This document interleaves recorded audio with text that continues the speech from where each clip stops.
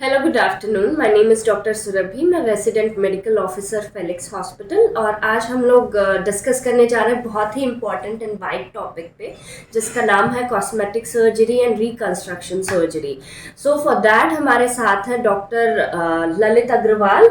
He is senior consultant reconstructive and plastic surgery. So आज हम लोग थोड़े इन्फॉर्मेशन जानने वाले हैं कि how plastic surgery helps a patient and क्या क्या इसके स्कोप्स हैं। तो sir what is the difference majorly between plastic surgery and cosmetic surgery?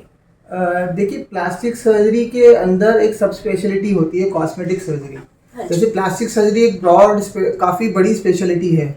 लोगों के हिसाब से जो आम जनता समझती है वही समझती है कि plastic surgery means only cosmetic surgery. इस तरह से नहीं है। प्लास्टिक सर्जरी के अंदर बहुत सारी सब स्पेशलिटीज़ आती हैं, जैसे रिकन्स्ट्रक्टिव सर्जरीज होती है, माइक्रो सर्जरी होती है, हैंड सर्जरी होती है, मैक्सोफेशियल सर्जरीज होती हैं, कैंसर सर्जरीज होती हैं। ये सारी सब स्पेशलिटीज, उसमें ही एक सब स्पेशलिटी कॉस्मेटिक सर्जरी होती है। तो अगर हम सिंपल सिंपल बात में बात करें तो कॉस्मेटिक सर्जरी एक प्लास्टिक सर्जरी की सब स्पेशलिटी है। Thank you so much sir. आगे मैं ये पूछना चाहती हूँ जैसे कि बहुत सारे केसेस होते हैं बर्न के और अमूमन लोग ये सोचते हैं कि बर्न के केसेस में जो है प्लास्टिक सर्जन जो है सर्टन मिरेकल करके मतलब चीज़ों को चेंज कर देंगे, स्कार्स नहीं आएंगे। तो बर्न के केस में कैसे हेल्प होता है प्लास्टिक सर्जरी का? क्या रिकंस्ट्रक्टिव सर्जरी का क्या रोल है? बर्न की सर्जरीज एक्चुअली हम अगर ये बहुत ही वेग सवाल है अगर हम इसके बारे में बात करें तो, क्योंकि बर्न की सर्जरीज दो दो तरह की सर्जरीज होती हैं। एक तो एक आदमी अभी जल के आया है हमारे पास, तो एक उस स्टेज में हम सर्जरी करते हैं। और एक पेशेंट वो होता है जो कि ठीक हो गया है, उसके सारे जख्म भर गए हैं, लेकिन जलने की वजह से उसमें कुछ इस तरह की दिक्कतें आ रही हैं जिसको हम ठीक करने के लिए करते हैं सर्जरीज, उसको हम रिकन्स्ट्रक्टिव सर्जरीज कहते हैं। तो अगर हम एक बात करें, एक मरीज हमारे पास जल के अभी आया है, तो उसके कुछ जख्म होते हैं जो कि भरते नहीं हैं। तो उसमें हम शुरुआत में जो करते हैं वो पट्टियाँ, ड्रेसिंग्स को, जो हमारे पास स्पेशल ड्रेसिंग्स होती हैं, उन स्पेशल ड्रेसिंग्स की मदद से जो कम बर्न होते हैं, जो डिग्रीज ऑफ बर्न के हिसाब से अगर हम बात करें, जो first degree second degree Burns होते हैं, उनमें हम कुछ स्पेशल ड्रेसिंग्स लगा के उसको हम हील करने की कोशिश करते हैं। जो मरीज इस तरीके से नहीं भर पाते हैं तो उसमें हमें फिर एक उनकी चमड़ी लेके दूसरी जगह से वहाँ पे लगा के उस जख्म को हम जल्दी भरने में उनकी मदद करते हैं। तो एक तो इस तरह की सर्जरी हो गई। दूसरी सर्जरी, जो पेशेंट हमारे पास लंबे समय से बर्न के ठीक हो गए हैं लेकिन कुछ और दिक्कतों के साथ आ रहे हैं, जैसे कई बार उनके हाथ टेढ़े हो जाते हैं जिनको कॉन्ट्रैक्चर्स कहते हैं, कुछ पेशेंट्स की खाल अजीब सी हो जाती है, कई लोगों के कुछ जोड़ चलने कम हो जाते हैं जलने की वजह से क्योंकि हाथ सिकुड़ जाते हैं। उन केसेस में हम वो कॉन्ट्रैक्चर रिलीज करते हैं। जो सिकुड़न हो गई है उसको हम खोल के उधर या तो मोटी खाल या पतली खाल, डिपेंड करता है कि उस पेशेंट के लिए क्या बढ़िया रहेगा, क्या बेहतर रहेगा, उस तरीके से हम उसको इलाज करते हैं। तो ये एक रिकन्स्ट्रक्टिव सर्जरीज हो गई। बात करते हैं अगर हम कॉस्मेटिक सर्जरी, अगर इसमें हम कॉस्मेटिक की अगर हम इंक्लूड करें, तो कुछ पेशेंट्स आते हैं कि सर उनका चेहरा जल गया, वो कहते हैं सर ये हमें निशान ठीक कराने हैं। तो उसके लिए जो टेक्निक होती है वो करते हैं हम लेज़र से। तो लेज़र रिसर्फेसिंग कहते हैं उसको। उसमें हम क्या करते हैं कि पेशेंट को कई सारी सिटिंग्स देते हैं, देखते हैं उसकी स्कार की क्वालिटी क्या है, पहले उसको असेस करने के बाद ही हम उसको बता पाते हैं कि एग्जैक्टली हम उसको क्या दे पाएंगे। लेकिन जो टेक्निक है हमारे पास, उसमें यदि अगर खाल बहुत पतली है तो उसमें हम चर्बी डाल सकते हैं उसके नीचे, जिसको फैट ग्राफ्टिंग कहते हैं। तो ये सारी कॉस्मेटिक में आ जाती हैं, ये रिकन्स्ट्रक्टिव सर्जरीज नहीं होती हैं। These are cosmetic.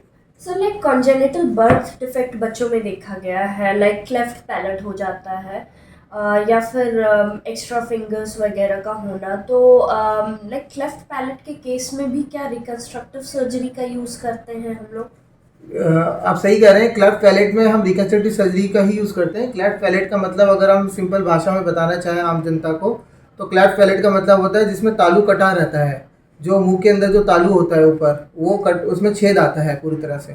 तो उसका ऑपरेशन एक पर्टिकुलर एज पे करते हैं। 9 महीने से 12 महीने का जब बच्चा हो जाता है और उसका वजन जब ठीक ठाक हो जाता है, तो जब इतना होने के बाद हम उसका ऑपरेशन के लिए लेके जाते हैं। उसमें हम वो तालू की ही खाल को लेके तालू को बंद करते हैं, जैसे बच्चे की डेवलपमेंट अच्छी हो सके। जी। जी।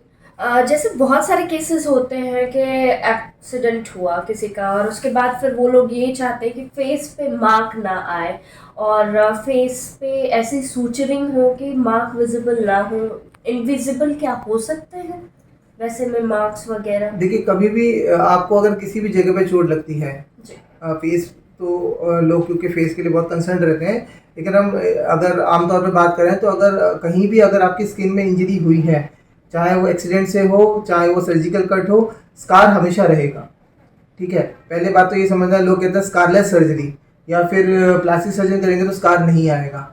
ये बिल्कुल ही मिथ है, ये बिल्कुल गलत बात है। ऐसा कभी नहीं होता कि कोई भी अगर सर्जरी करे तो स्कार नहीं आए, या कोई भी अगर कट को हम अगर सूचर करें तो स्कार ना आए। हाँ, डिपेंड करता है हम जो करते हैं, हमारी टेक्निक बहुत फाइन होती है, हमारे जो सूचर्स होते हैं बहुत फाइन होते हैं, हमारे इंस्ट्रूमेंटेशन बहुत फाइन होता है। तो इसकी वजह से हम जो जब रिपेयर करते हैं या हम कोई लेसरेशन रिपेयर करते हैं या स्किन को रिपेयर करते हैं, तो स्कार आम जो कोई और करेगा उससे हमारा स्कार काफ़ी कम आता है। दूसरी बात है कि हम जो सूचर्स यूज़ करते हैं बहुत फाइन होते हैं, डिजॉल्विंग सूचर्स होते हैं, पहली बात। दूसरी बात, जब वो पूरी तरह से ठीक हो जाता है, जख्म भर जाता है, तो उसके बाद हम उसको स्कार को मॉडिफाई कर सकते हैं।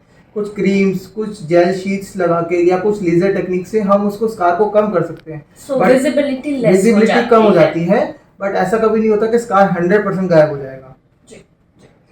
सो रिकवरी टाइम की अगर बात करें तो हर पर्टिकुलर सर्जरी की रिकवरी डिफरेंट होती है, तो सर उसमें थोड़ा आप लाइट शेड करिए प्लीज़ कि लाइक एक सर्जरी से दूसरी सर्जरी में कितना मतलब अमूमन अप्रॉक्सीमेट टाइम लग सकता है पर्सन टू पर्सन? देखिए, अगर हम रिकवरी की बात करें तो रिकवरी बहुत ही वेग है।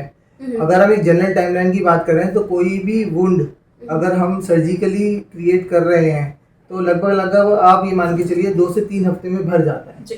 ठीक है, 2 से 3 हफ्ते में भर जाएगा। उसमें भी डिपेंड करेगा कि पेशेंट की कंडीशन क्या है, किस लिए सर्जरी के लिए आया है, और क्या फैक्टर्स हैं, कोई और कोमॉर्बिडिटी तो नहीं है, पेशेंट क्या, उसका खान पान क्या है, किस तरीके से, किस उसका बैकग्राउंड क्या है मरीज का। और अगर हम एक सर्जरी से दूसरी सर्जरी के बीच का गैप की बात करें तो करीब करीब 3 से 6 महीने से पहले अगर एक मरीज की एक सर्जरी हुई है, अगर वो इलेक्टिव सर्जरी देख रहा है दूसरी सर्जरी, तो 3 से 6 महीने से पहले नहीं होनी चाहिए। इतना शरीर को समय देना चाहिए एक सर्जरी से दूसरी सर्जरी में रिकवर होने का। अगर इमरजेंसी सर्जरी है तो उसमें कोई वेटिंग पीरियड है ही नहीं, लेकिन अगर हम इलेक्टिव की बात करें तो इलेक्टिव में कम से कम 3 से 6 महीने का गैप होना चाहिए 2 सर्जरीज के बीच में। एंड सर आजकल बहुत सारे टेक्निक्स यूज़ करते हैं, इवन बॉलीवुड में भी लोग यूज़ करते हैं कि नोज़ का जो है नोज़ जॉब, अमूमन लोग कहते हैं आम भाषा में नोज़ जॉब कराना या फिर चिन लिफ्ट कराना, तो ये सारे जो है सर्जरीज एक्चुअली प्लास्टिक सर्जन या रिकन्स्ट्रक्टिव सर्जरी के अंडर आती है, and how is it possible to do at our place? देखिए, अगर हम नोज जॉब की बात करें सिंपल भाषा में, तो नोज जॉब आजकल 2 तरीके से होता है जो मार्केट में बड़ा कॉमन है। एक तो होता है ऑफिस बेस्ड प्रोसीजर, यानी जो कि हम क्लिनिक पे कर सकते हैं।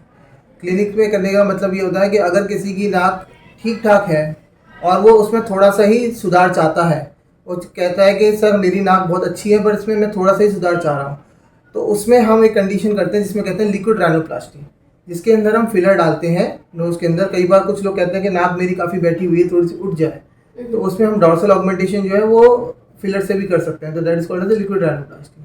अगर हम बाकी दूसरे मरीजों की बात करें जिसमें नाक काफ़ी ख़राब है, जिसमें नाक बिल्कुल बैठी हुई है, जिसमें सेप्टम ही नहीं है, जिसमें डॉर्सल हम्प है, या पेशेंट चाहता है कि नहीं मेरे को नाक काफ़ी बेहतर करानी है अपनी, उन कंडीशंस में फिर हम सर्जरी से उसको ठीक कर सकते हैं। So sir what are the basic scopes जो मतलब यूजुअली मिल सकता है कॉस्मेटिक सर्जन के थ्रू, बिकॉज बहुत सारे लोगों को पता ही नहीं होता है कि प्लास्टिक सर्जन आपको क्या क्या मतलब सर्जरीज में या फिर टेक्निक्स में हेल्प कर सकते हैं, प्लीज़ आप बताएं। देखिए, ऐसा है कि कॉस्मेटिक सर्जरी बहुत ही ब्रॉड स्पेशलिटी सब स्पेशलिटी है। इसमें हम हेड टू टो सब कुछ दे सकते हैं पेशेंट को, डिपेंड। अगर हम ऊपर से शुरुआत करें, किसी को अगर ज़्यादा हेयर फॉल हो रहा है तो उस कंडीशंस में आजकल हमारे पास हम PRPs कर सकते हैं पेशेंट को। PRP ग्रोथ फैक्टर देता है, हेयर फॉल कम होता है। हम उसमें मीज़ोथेरेपी के इंजेक्शंस दे सकते हैं, मीज़ो कॉकटेल्स आते हैं वो इंजेक्ट कर सकते हैं। उससे पेशेंट्स को हेयर लॉस में फ़ायदा मिलेगा, हेयर फॉल कम हो जाएगा। उससे नीचे अगर हम फोरहेड पे आए, फेशियल रिजुवेशन की बात करें तो हम वैम्पायर फेशियल्स दे सकते हैं, PRP सेशंस दे सकते हैं, ब्लेफरोप्लास्टीज कर सकते हैं आईलिड्स के लिए, नोज जॉब्स कर सकते हैं, चिन लिफ्ट्स कर सकते हैं, फेस लिफ्ट्स कर सकते हैं। अगर हम आर्म्स की बात करें तो आजकल आर्म लिफ्ट हो रहा है, आर्म लाइपोसक्शंस हो रहे हैं। तो ऐसा कोई भी बॉडी में पार्ट नहीं है जहां हम पेशेंट को इम्प्रूवमेंट नहीं दे सकते हैं। डिपेंड करेगा कि पेशेंट क्या चाह रहा है हमसे। और दूसरी बात ये है कि पेशेंट की एक्सपेक्टेशन रियलिस्टिक एक्सपेक्टेशंस होनी चाहिए। ये ना हो कि वो कहेगा सर मैं बस आपकी क्लिनिक से निकलूं और मैं शाहरुख खान बन जाऊं, तो वो देना बड़ा मुश्किल होता है। Exactly, पेशेंट को exactly. समझना होगा कि एक लिमिटेशन because है, there are certain तो limitations. हम एक लिमिटेशन में दे सकते हैं जी. कि उसको ये समझना होगा कि कितना इम्प्रूवमेंट आ सकता है। That is a good patient to deal with. Okay sir, thank you so much sir, it was Thank you. Really nice कि आपसे इतनी सारी चीज़ों पे हम लोग डिस्कस कर पाए। वी गॉट टू नो कि plastic surgery, cosmetic surgery, reconstructive surgery के क्या स्कोप्स हैं। तो thank you so much Thank you. And do like, subscribe and अगर आपके पास कोई क्वेश्चन या क्वेरीज है प्लीज़ नीचे लिखिए कमेंट बॉक्स में and we'll try to solve as soon as possible. हमारे फेलिक्स हॉस्पिटल में हमारे पास काफ़ी सारे स्कोप्स हैं प्लास्टिक रिकंस्ट्रक्टिव सर्जरीज के, तो इफ़ देयर इज़ एनीथिंग तो आप हमें कंसल्ट कर सकते हैं। Thank you so much, thank you. Thank you.